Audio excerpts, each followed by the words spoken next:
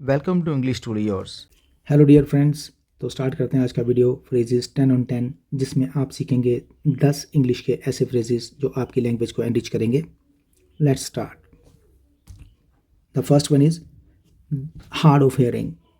सुनने में अगर किसी को दिक्कत है तो हम उसके लिए यूज़ करते हैं hard of hearing. Having trouble with hearing, जिसको सुनने में कोई कठिनाई है या परेशानी है। थोड़ा बहरा होना हम हिंदी में से कहते हैं। सेंटेंस इससे क्लियर हो जाएगा। His grandfather is hard of hearing. उसके दादाजी को सुनने में परेशानी है या वो थोड़े से सुनने में बहरे हैं, उन्हें मुश्किल से सुनाई देता है, तो ऐसी सिचुएशन के लिए हम यूज़ करते हैं hard of hearing. His grandfather is hard of hearing. Next देखते हैं। People hard of hearing are unfit for army and police. Army और पुलिस के लिए ऐसे लोग अनफिट होते हैं जो हार्ड ऑफ हेयरिंग है, जिनको सुनने में कोई परेशानी है या फिर थोड़े से बहरे हैं। नेक्स्ट फ्रेज टू या has been to.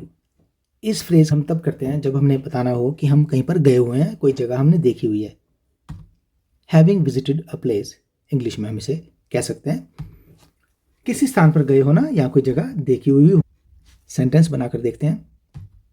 I have been to many tourist places across India. India में मैंने बहुत सी जगहें देखी हुई हैं, बहुत से टूरिस्ट प्लेसेस देखे हुए हैं या मैं वहाँ पर गया हुआ हूँ। तो ऐसी सिचुएशन में हम I have been to many places across India कह सकते हैं।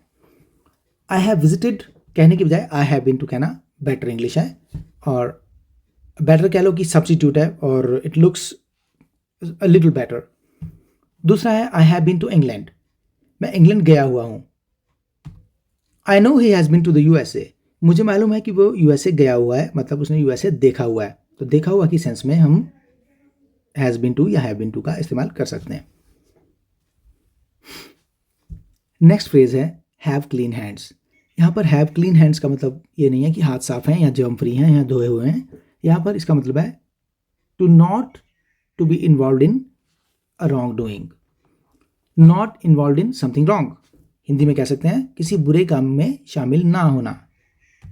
सेंटेंस से पता लगेगा he has not done anything wrong, उसने कुछ भी गलत नहीं किया है। ही हैज़ क्लीन हैंड्स, उसके हाथ बिल्कुल साफ हैं, मतलब वो बिल्कुल इनोसेंट है। नेक्स्ट सेंटेंस देखते हैं। Sir I have not stolen your money, I have clean hands.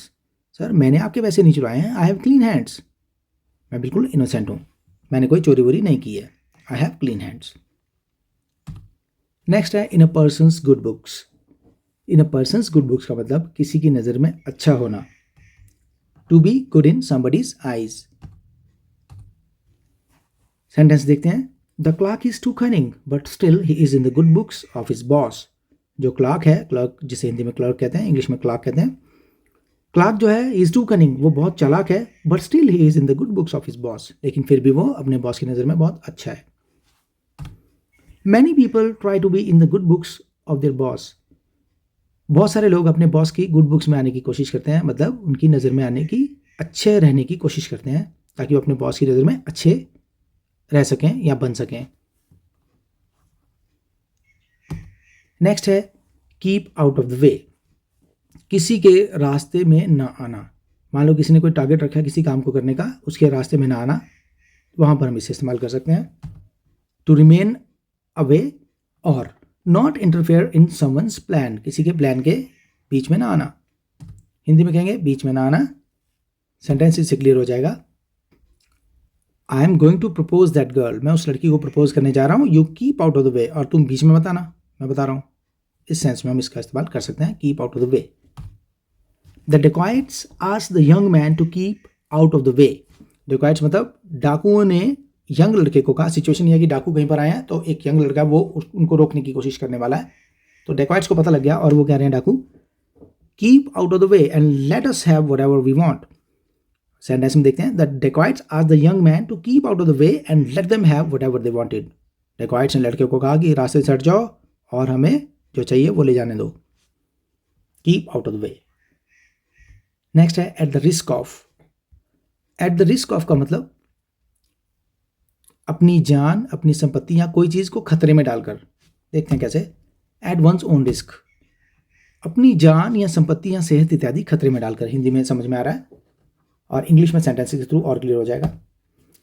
Soldiers soldiers try to save their country at the risk of their lives. जो सिपाही होते हैं वो अपनी कंट्री को बचाने की कोशिश करते हैं eight the risk of their lives, अपनी जान को खतरे में डालकर। नेक्स्ट सेंटेंस देखते हैं। The fire fighter rescued 2 children from the burning building at the risk of his life. The fire fighter, जो फायरमैन है, फायर ब्रिगेड का आदमी, रेस्क्यूड 2 चिल्ड्रन, उसने 2 बच्चों की जान बचाई या 2 बच्चों को बचाया फ्रॉम द बर्निंग बिल्डिंग, जिस बिल्डिंग में आग लगी है वहां से निकाल कर उनको लेकर आया, बचा कर लेके आया, रेस्क्यू करके लाया eight the risk of his life, अपनी जान को खतरे में डालकर, eight the risk of his life. Next है एट द 11th आवर। बिल्कुल समय खत्म होने के अंत में, बिल्कुल जब समय खत्म होने वाला है लेकिन काम को फिर लास्ट में करना, at the very last moment, just in time, मतलब टाइम कंप्लीट नहीं हुआ वो काम हो सकता है लेकिन बिल्कुल लास्ट में अगर करें तो हम कहते हैं एट द 11th आवर, जिसमें ज़्यादा सोचने का मौका ना मिले। एन मौके पर the minister's visit was cancelled at the 11th hour. कहीं पे मंत्री जी ने आना था, मिनिस्टर ने आना था, लेकिन उनका विजिट कैंसिल कर दिया गया एट द 11th आवर। बिल्कुल लास्ट में पता लगा कि अब वो नहीं आ रहे हैं, जब सारी तैयारियां हो चुकी हों। नेक्स्ट है at the 11th hour it was decided that the annual function will be held the next day. Office hour close होने वाले हैं और आप एनुअल फंक्शन करना चाहते हैं और लास्ट में आकर डिसाइड हुआ कि नेक्स्ट डे किया जाएगा, तो एट द 11th आवर आपने डिसाइड किया कि एनुअल फंक्शन नेक्स्ट डे किया जाएगा, at the 11th hour. Next phrase है एट एन आर्म्स लेंथ, उचित दूरी पर रखना। To keep away at a distance, किसी को दूर रखना, सही दूरी पर रखना, 1 गज दूर रखना या सही दूरी पर रखना। सेंटेंसेस से क्लियर हो जाएगा। पहला सेंटेंस है I always keep the dishonest people at an arm's length. Dishonest लोगों को मैं हमेशा एट एन आर्म्स लेंथ रखता हूं। एट एन आर्म लेंथ का मतलब 1 गज की दूरी पर रखता हूं उनको, मैं दूर रखता हूं अपने से डिसऑनेस्ट लोगों को। दूसरा सेंटेंस बनाकर देखते हैं। The boss is wise enough to keep the backbiters at an arm's length. Backbiters चुगलखोर, जो चुगली करते हैं। The boss is wise enough, boss इतने समझदार है कि वो बैक बाइटर्स को, चुगली करने वालों को रखते हैं एट एन आर्म्स लेंथ, 1 गज दूरी रखते हैं अपने से मतलब दूर रखते हैं simply, at an arm's length. इस तरह का फ्रेज हम इस्तेमाल करते हैं सिचुएशन में। नेक्स्ट है by hook or by crook. किसी भी तरह से किसी काम को साधना, किसी काम को करना, चाहे वो काम ठीक तरीके से हो या फिर बुरे तरीके से हो, डंडे के जोर पे हो या प्यार से हो, by hook or by crook.